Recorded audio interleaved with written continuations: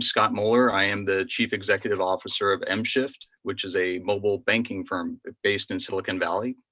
And over the past 2 decades, we've facilitated millions of secure financial transactions for banks and credit unions across America, ranging from the smallest credit unions and banks, community banks, all the way up to 2 of the top 5 banks in the United States. And today, though, I'm sharing our vision for universal digital identity.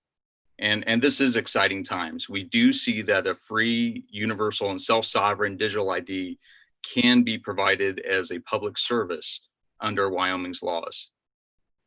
The knowledge that individuals have the capability to transact is the foundation for commerce.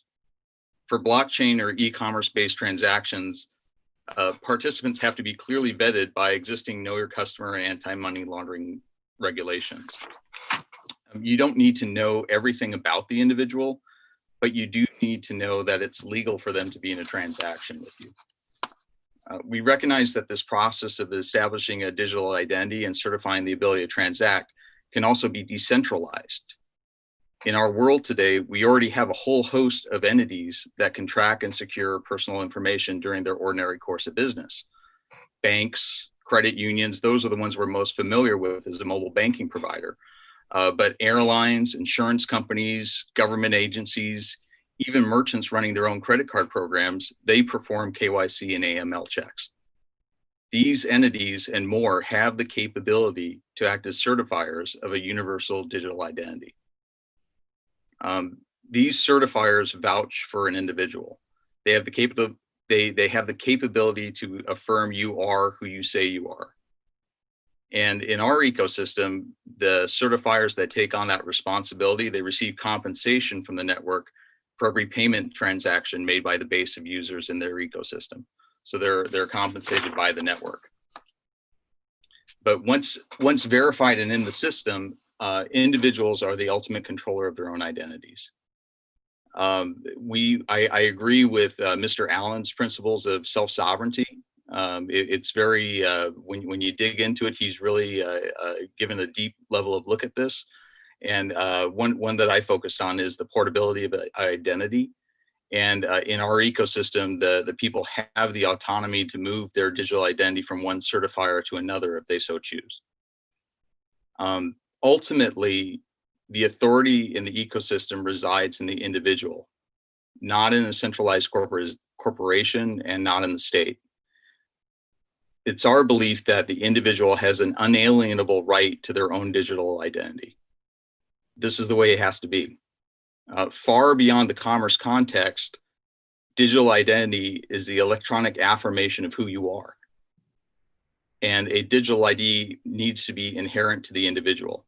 You should have authority and autonomy over your own identity.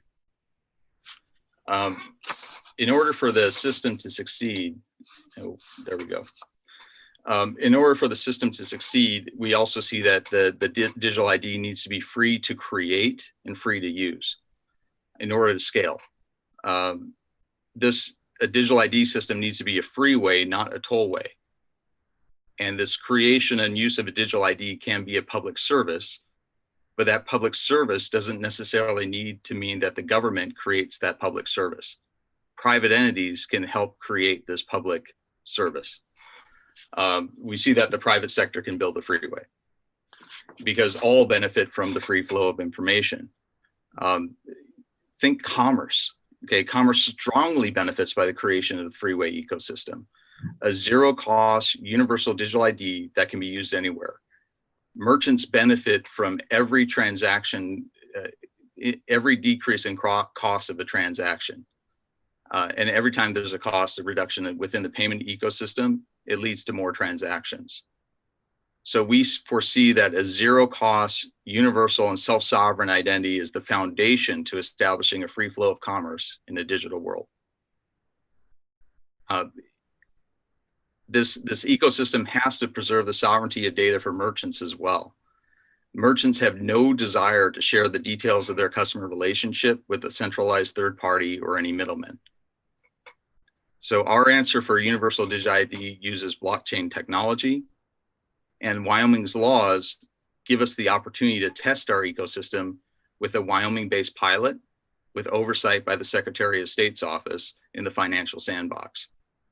So we are looking to launch this ecosystem as a new public benefit corporation as American World Money. This is not going to be mSHIFT. This is a new corporation incorporated in the state of Wyoming. So leading back to some of the first calls that I heard today, we are coming to Wyoming. Okay, we are making this a fully Wyoming-centric entity. Okay, that is the intent. You are writing the laws. You've crafted the legislation to make this happen, and we really look to bring a whole wealth of merchants to the state to test this out. We are finalizing our application now with the Secretary of State's office. In the meeting materials that we've sent, we've included a short PowerPoint.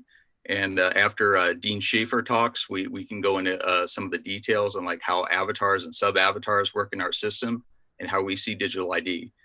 And then following Dean's testimony, you're going to hear from John Dreschny and Kathy Hanna, who respectively are the CEO and chair of the Merchant Advisory Group. The Merchant Advisory Group, and I want to kind of tee this up for them, these are large national and large regional retailers in the United States that last year had more than $4 trillion of electronic transaction. Okay, trillion.